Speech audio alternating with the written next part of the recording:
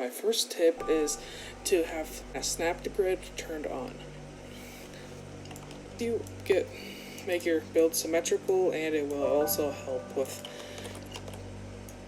how uniform it looks, obviously, because it's more symmetrical. Second tip is to use textures. I'm not just talking about materials. You can also use materials like this, but if you add your own texture, here, I'll get my texture here.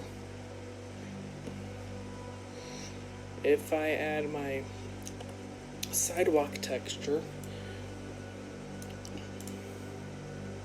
you're able to make a realistic build.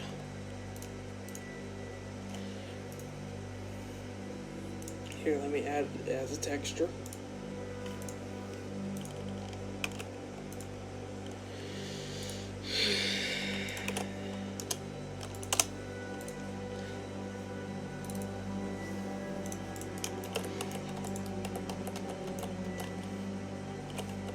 When you want to have the bump map from the materials, you'll have to turn down the transparency of your custom texture, and then you'll be able to see your bump mapping from the material. Sorry, I was trying to see where it is.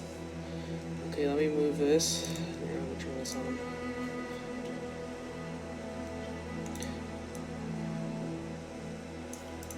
Alright. Well, you get the point. Okay. My next tip is to actually have a reference. So, for example, if you want a reference for a building, you would look up for a reference for doing a building. So, for example, if I want to do a mansion, I would type in a mansion. So, mansion. You would want to have a specific mansion, or you want references to similar mansions, so you're able to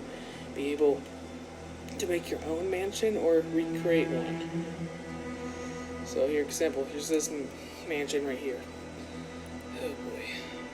So yeah, see, you can try to make this little thing here of the fountain. Hey, that sounds like a pretty good building. So kind of like this here. I'm not doing a realistic thing here, I'm just doing this. You get the point. My next step is to experiment with your materials and blocks. So, here's like slate, and you're trying to have a shiny object, for example. You could make something reflective, which you would need like plastic. So, smooth plastic. If you want something reflective, you can do this, but there's also other materials that are like it. So for example, here is foil.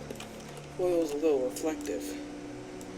It doesn't react to this, but it is reflective slightly if it's in a certain color. Yeah, see, there's a little reflection, not much.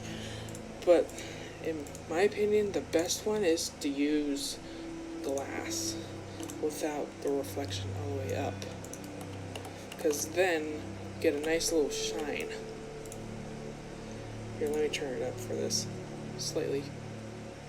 Right here, there you go. This looks better with a color though, or a just full on black. It looks really good. Make a little sphere with it. Yeah, I'm making it like an 8-ball color. So yeah.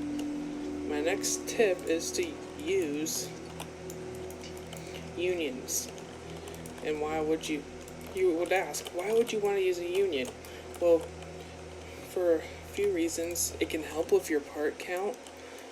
It can also help with how many triangles you have, which is what help with your performance. But it can also decrease your performance, so be wary of that. You can also cut holes with unions. It will be called a negate. You would negate the block that you were wanting to cut with, and the base one you would click first, and then you would click union. I noticed that one. The reason why I clicked the base part first is because sometimes you get a little bug where you click negate first and then this one, and then it would like reverse. So just be cautious. My next tip is don't be afraid to use the toolbox. Some things in the toolbox is actually really helpful. Like if I want to get, this barrel here. You'd be like, oh, you don't want to use it because it's a free model. Well, you can also improve on it too. So like if I take these little lines out, it actually might have improved it better. Now it looks like a totally different thing. It kind of looks like a little pipe. Use your creativeness for it. One of my tips is when you have a brick, you can use Control D, and then if you move out, you can see it duplicated it right inside the same one.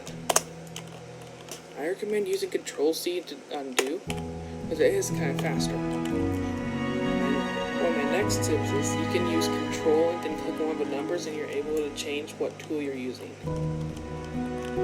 So 1, 2, 3, and 4. Thanks for watching.